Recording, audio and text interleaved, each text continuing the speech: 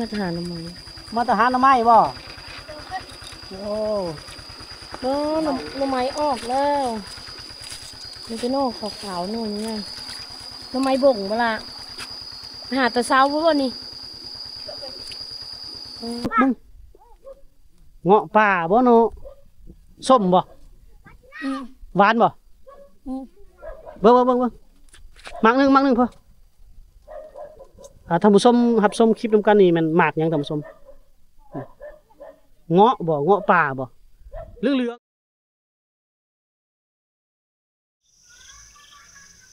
สบายดีท่านผู้ชมยินดีต้อนรับเข้าสู่ช่องบ่าวจอยพาเที่ยวพบกันมื้อนี้กับพี่ละท่านผู้ชมอยู่เมืองเซโปนแขวงสวรรณเขตเด้อบ่าวจอยกลับมาแล้วตั้งแต่แขวงขมวนเนาะไปทัวร์แขวงขมวนก็ประมาณอาทิตย์หนึ่ง2 อาทิตย์ท่านผู้ชมเนาะประมาณ10 ปลายมื้อ14 มื้อก็ได้ไปเห็นลายมุมลายบอนลายแจ้เนาะท่านผู้ชมเนาะได้เห็นความเป็นอยู่และวิถีชีวิตของแต่ละชนเผ่าท่านผู้ชมเนาะก็ถือว่าโอ้มีความม่วนซื่นแล้วก็กลับมากับไข่ เป็นไข่อีก4-5 มื้อโอ้ท่านผู้ชมฝักฟื้นหลายเติบช่วงเป็นไข่เนี่ยก็ฝนตกหนักพายุเข้าลาวน้ำท่วมก็บ่ได้มาอัปเดตความเป็นอยู่ลุกแต่ไข่ได้มื้อนี้ก็เดินทางเข้ามาสู่เมืองเซโปนเข้ามาสู่หมู่บ้านชนบทชนเผ่าบรูชนเผ่าตรีชนเผ่ามังกรเช่นนี้กันเนาะท่านผู้ชมเนาะมื้อนี้สิมีเรื่องราวยังเกิดขึ้นระหว่างการเดินทางหรือไปพบพ่อความเป็นอยู่ของชาวบ้านก็ติดตามกันไปเด้อท่านผู้ชมเด้อโอเคเนาะเดินทางกันต่อเลย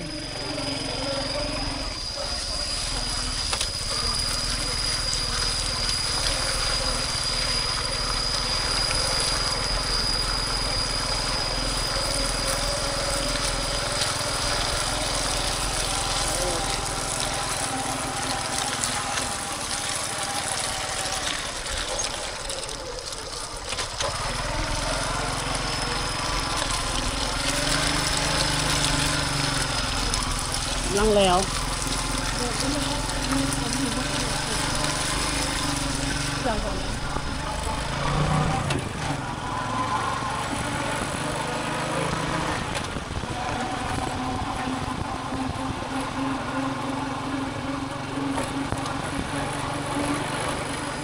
โอ้ขังนะ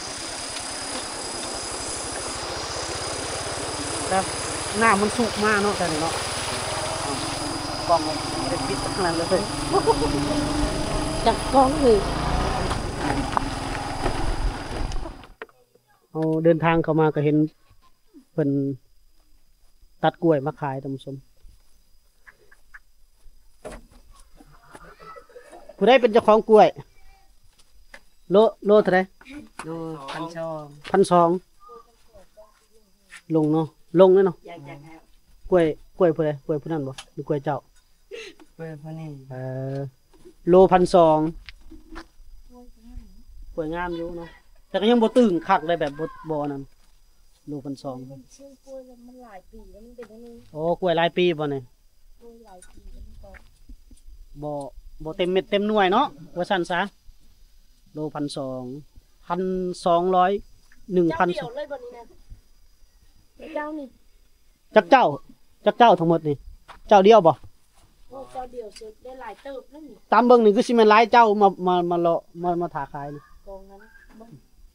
3จักกอง5 กอง5 เจ้า 5 เจ้า ผู้ใดเป็นเข้ามาซื้อนี่คนเวียดหรือคนลาวมาซื้อต่อคนลาวเนาะรถใหญ่นี่บ่บ้านนั้นน่ะได้โล1,200 แต่ก่อนโลต้นช่วงนึงคือโล5,000พุ่นบ่เนาะในกล้วยเพิ่นหลายปีแล้วกล้วยหลายปีแล้วเนาะบรรยากาศข้างทางท่านผู้ชมเนาะรอเพิ่นแม่ค้ามาเอาได้แม่ค้ายังอยู่บ้านนั่นปุ๊บอยู่บ้านลุ่มพุ่นเนาะบ้านลุมซื้อกล้วยขายกล้วยเจ้าเรานี่งามนี่งามบ่เจ้านี่งามเลยนี่งามใครแน่เนาะใครก็หมู่นะโล1,200งามหรือขี้ร้ายเพิ่นก็ซื้อโล1,200คือเก่าเนาะเฮาหาตัวมีงามงั้นบ่ย่านว่าราคาเดียวหมดราคาเดิมบ่เนาะราคาเก่าเนาะบรรยากาศ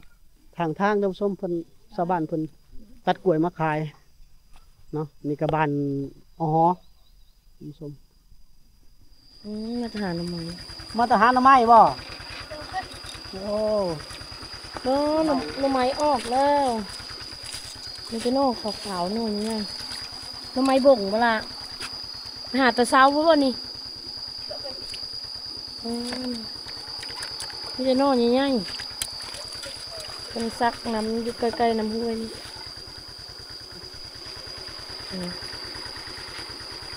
ไป ฝั่งข้างท่านผู้ชม คนไปหาหน่อไม้นอมาเนาะมีแต่นอใหญ่ๆเดี๋ยวไปเจอหน่อ แล้ว ไม้ ก็ บ่ง ได้มากก็มาล่างนี่น้ำหัวอย่างไรท่านผู้ชม ไม่เพิ่นเอามือแกงเนาะเบิ่งขาเพิ่นน่ะเพิ่นเอาเสียมเลยได้เฮ็ดได้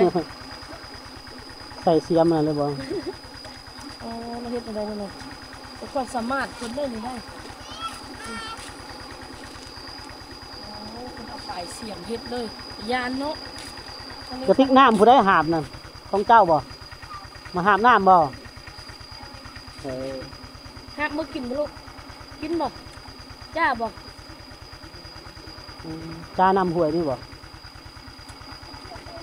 ทำให้กินนั่น อ่ะเดินทางต่อไป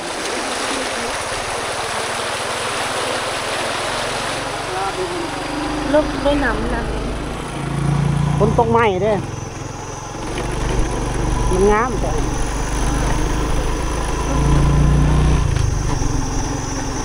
น้ำยังลายอยู่ผมน้ำยังเป็นลายลงไปห้องลานมันกับเขาปิดแล้ว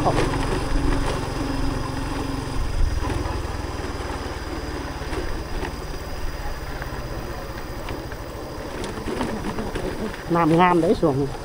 แต่ว่าน้ำจะแอบได้หลายเนี่ย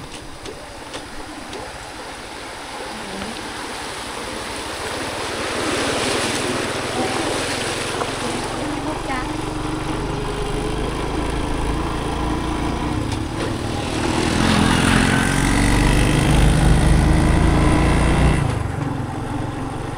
เขาชนบทช่วงนี้ก็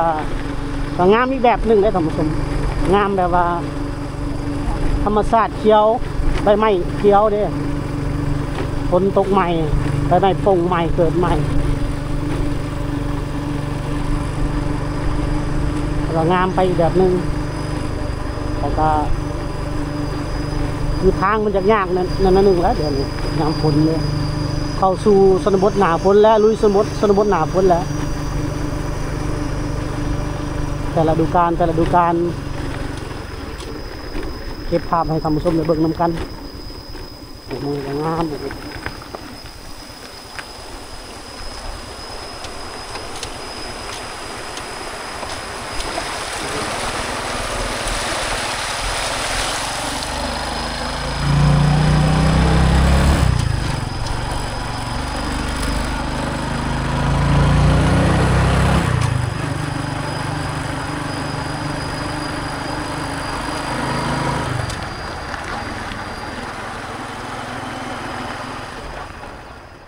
มาวางมากีใส่เด้อ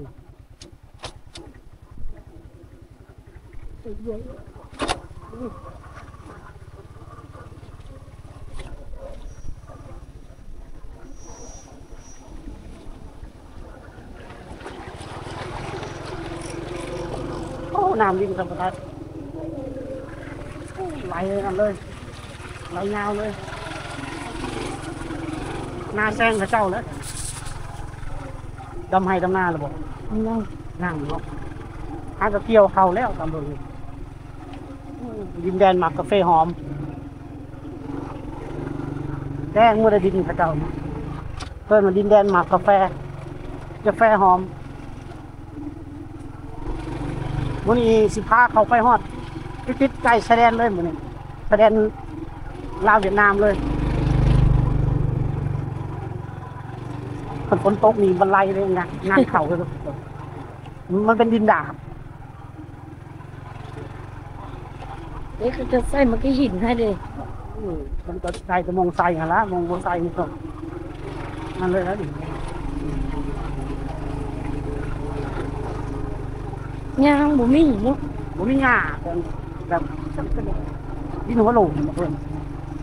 โล่งเป็นดินแดงดินดาบว่าหลายได้เพื่อใส่ให้หมู่บ้านก็นี่ลำทางเลยจะเปิดบ้านของนี่นะ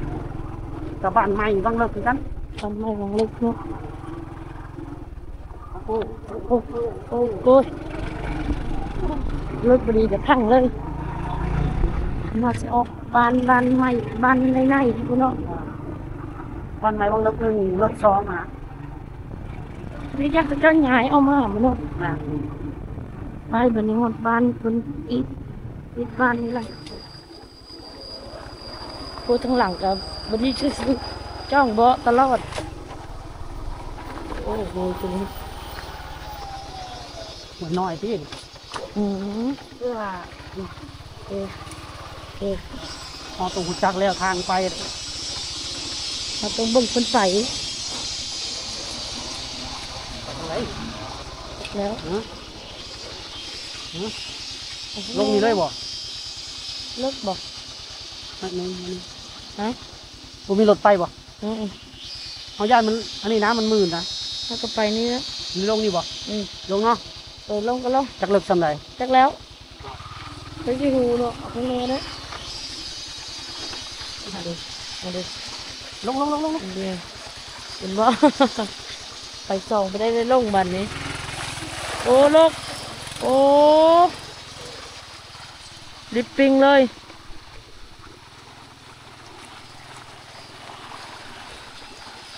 ห้ามบุจักแล้วไปได้มึงนะก็ไปจอดตะก้อนใช่เลยลง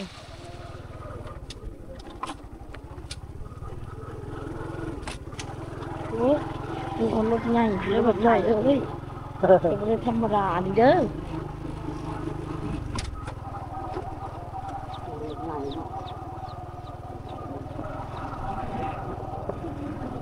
คนไปอยู่เพื่อนได้เหมือนในวันหยังมันประเทศไทยสวนแล้วครับผม เพื่อนกับเราเนี่ย มันก็จ่อยบนขึ้นเราไปได้เบิ้งอย่างเลยก็ มีต้นมะกาแฟทั้งหมดได้แค่นี้ อืม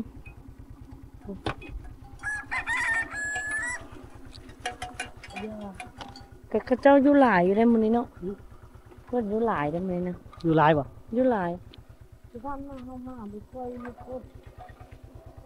สบายดีบันชวน ได้ลูกแน่นอนเจ้าเนาะ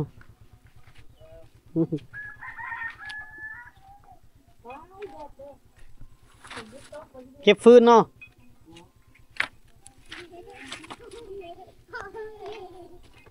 บ่อไตรหลังคาเฮือนนำสมบัตินี่มอดรถนะมอดรถนะแล้วหน้าแล้วบ่ดำหน้าแล้วบ่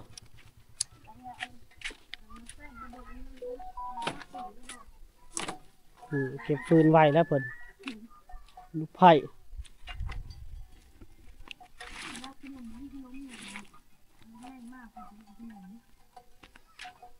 เก็บฟืนไว้ดังไฟหนึ่งเขาหนึ่งน้ำแล้วนี่ต้นกาแฟได้ท่านผู้ชมต้นกาแฟอยู่ตรงนั้นมายังโบงคืนเห็นเดี๋ยวพาทำส้มเลาะส้มวิธีชีวิตบ้านเพิ่นก่อน โอ้แถวนี้เขาใส่หินหมดแต่แล้วนี่บ้านเพื่อนเพิ่นนี่ทรงเวียดนามเลยท่านผู้ชมแสดงติดต่อกับเวียดนามโอ้ใส่หินหมดเลยแถวนี้เนาะ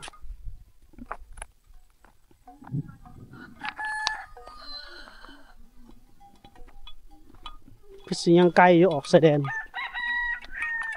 งัวงามเลยงัวเราเนี่ยดินหัวโหลดดินแต่ปลูกกาแฟได้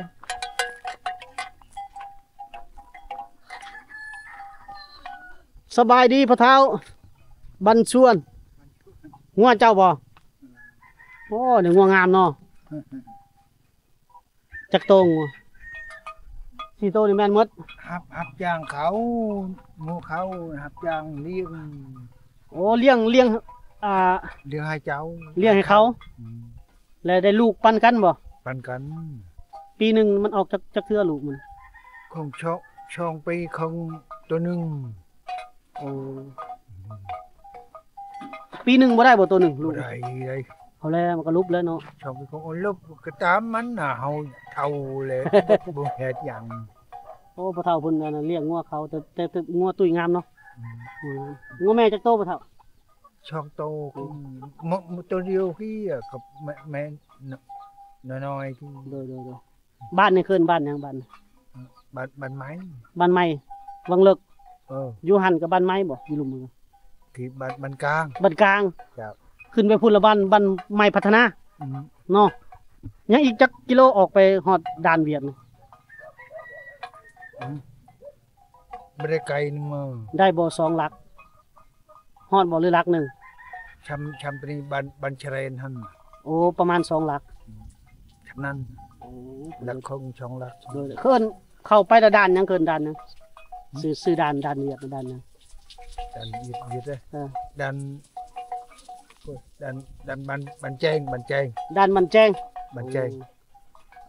บ้านแซงบ้านแจ้งมันยังเป็นบ้านลาวบ่หรือบ้านเวียดล่ะ บ้านเวียดเลย บ้านแจ้งเนาะซื้อด่านบ้านแจ้งขึ้นเมืองยังขึ้นไปพุ่นเมืองยังเมืองเวียดนะ หงพุ่ง ฮะ หงพุ่ง เฮืองพุ่ง เฮืองพุ่ง เมืองพุ่งโดยชะเขาเว้าชะ ชะ แล้วเฮาเว้าเขตเด้อ เขต เออ เขต ชะ เขตเฮืองพุ่ง เออชะหงพุ่ง โดยสะเฮืองพุ่ง ชะหงพุ่ง หมากกระพอกกาแฟนี่ขายไปเวียดพุ่นบ่ ใครเวียดเด้อ ปีเมื่อกี้นี่ขายกิโลเท่าไหร่ อยากนำเขาเฮาลูกเขาบูนำ ลูกเจ้าขายเนาะ ลูก เจ้าลูกเจ้าก็ปลูกหลายบ่ มีแต่นี้ เพิ่นได้จักล้านปีนี่จักล้านดง คงหาหลานได้ได้ หาล้านดง อืม หาล้านดงก็ตกอยู่4ล้านปลายกีบ อืมชีลาน โดยเอาขอบใจพ่อเฒ่าแถวนี้มีแต่ค้าขายกับเวียดหมดเลยเนาะ เอาไปพุ่นแล้วบ่ได้ลงไปขายแล้วอยู่ลาวเนาะ ลาวเฮาบ่ได้ชู บ่ได้ซื้อเนาะหมากกาแฟเนาะ อืม มีแต่คนเวียดนาม อยู่น้ จ้าโอ้ย ำแต่ขายลาวไผขายเวียด มันลาวบ่ชู ลาวบ่ซื้อเนาะโดยพอได้โอ้ลมกับพ่อเฒ่าเพิ่นเล็กๆน้อยๆท่านผู้ชม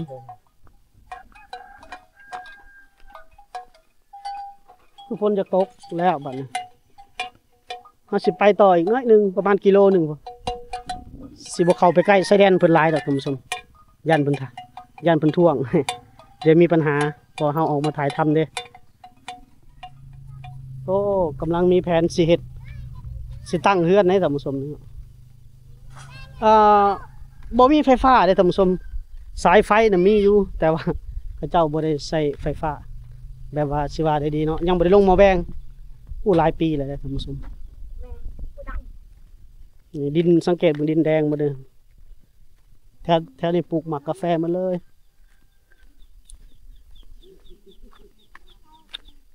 หมากยังเจ้ากินนี่มาเงาะบ่ยิงไก่คือเท่าไหร่มาเงาะก็บ่จักแซ่บบ่ อันนั้นกูไก่เมื่อไอ้นั่นกูไก่เอ้ย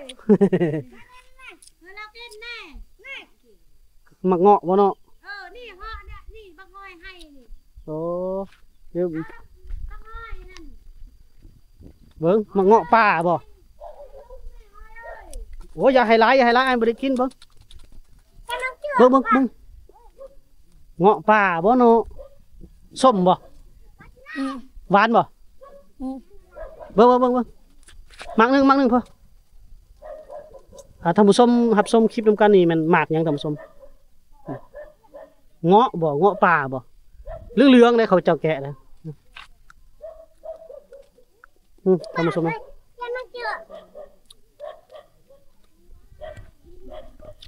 เบิ่งสิลองกินเบิ่ง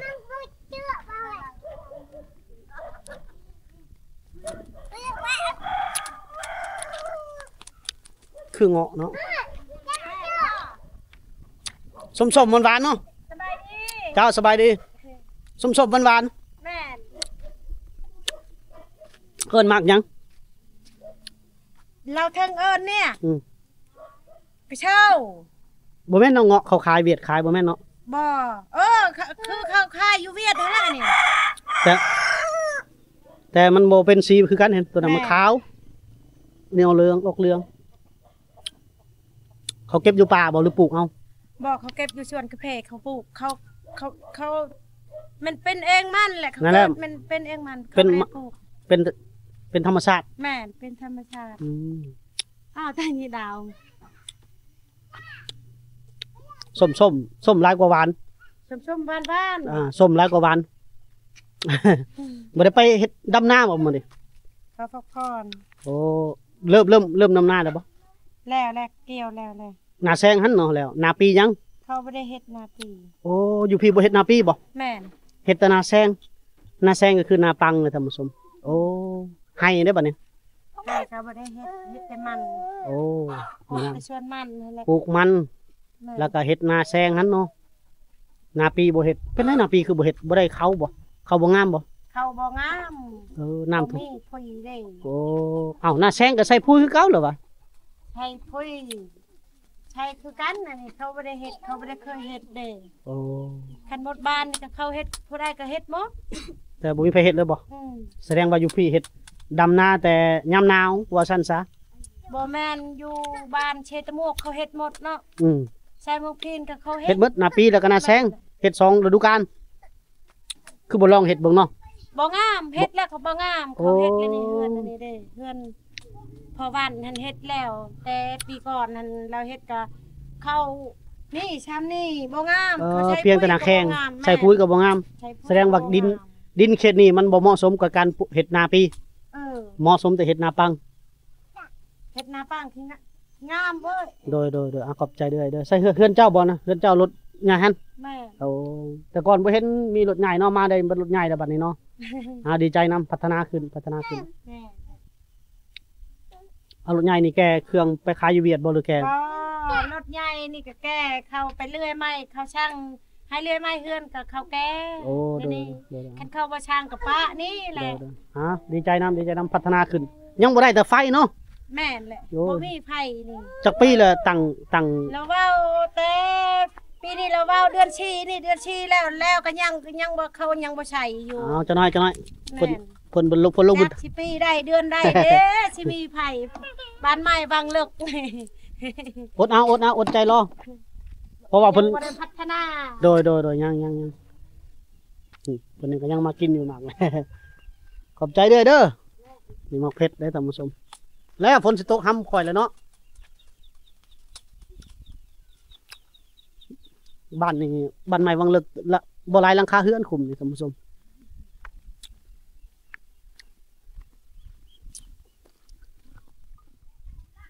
ต้นหมากกาแฟทั้งหมดท่านผู้ชมดินเพิ่นปลูก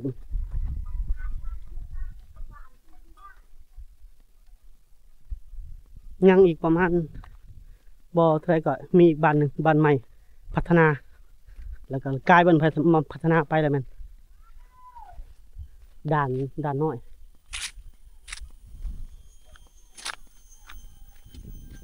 เจ้าอันเห็นอยู่บ่นะหมากไม้เพิ่นกินนะเจ้าเอิ้นหมากหยัง แม่บ่มาอันดินจี้ ไผเว้าดินจี เพิ่นมาหยังอ่ะ จัก มาดินจี้เฮาถามเพิ่นนะเพิ่นบ่ได้ตอบเฮานะเฮาว่าผู้เดียวเฮา เจ้าไปเห็นใกล้ๆแล้ว เออ อย่าคือหมากเงาะ ก็ไม่เอามาเฮาเบิ่งแม่ แหน่คิดว่าเจ้าจับแหละ เห็นแต่เพิ่นกินน้ำก่อน ข่อยลองกินเบิ่งละมันสุ่ม ของ ส้มหลาย ของป้า ส้มหลายกว่าหวาน อ้าว ส้มหลายกว่าหวานส้มมาแล้วนะ แม่นบ่มะเงาะน่ะมะเงาะอันนั้นน่ะ สีเหลืองๆได้เม็ดมันน่ะ ค่อยเราว่ามาลินจี้ไปเช็ค บ่แม่ เพิ่นน่ะเพิ่นบ่ได้ตอบค่อยแล้วเราสร้างโล่มบ่นี่นะสร้างน้ำลิ้นบ่บ่ได้ใส่เลยบ่ นี่หมากกาแฟกับสุ่มเขาเอิ้นนะแถวนี้มันดินแดนหมากกาแฟหอม น่าจะเป็นอ่างน้ำมีน้ำอยู่บนเนาะนู่นโอ้กอกรวมเขาเจ้า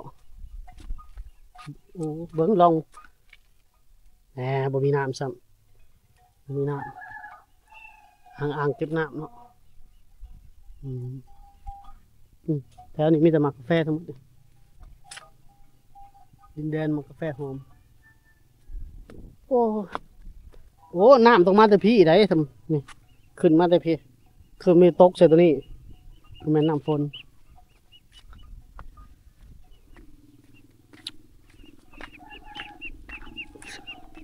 เราอยากไปต่ออยู่นี่นะเราสิไปได้บ่คือยันฝนตกเลย มืดฝนยามฝนตรงห้ำมัน เราอยากไปอีกบ้านหนึ่งบ้านสุดท้ายนะ ถ้าลงไปนี่ก็ไม่ได้ไก่แล้วโน่นถ้าลง โน่น ซอย คือ แล้ว เดิน ก็ เนาะ ฮอดตาสตีก็ไปอีก จาก แต่ว่ามันมืดฝนแล้วบัดนี้ แต่อยากไปให้เห็นอีกบ้านหนึ่ง อีบ้านนึงมันติดกันกับชายแดนเลยแต่เฮาก็บ่กล้าฮ้อเลือกครบเขตชายแดน บ่กล้าเขาและยานแล้วเดี๋ยวจะมีปัญหาบุญนางน้อยเป็นเอาน้องไปให้ไปสวนหมดแล้ว มีรถถกรถไถมันชวนเหมาะบันก้อนเหมาะบันเจ้าเหมาะแอมละมอนบ่เอาลานละมอนเลยคือลาน ลีกล้องนะยานนึงบันละมอนเอาละมอนกับลานท่านผู้ชมนี่เพิ่นหากระปั้นเฟืองแห้ง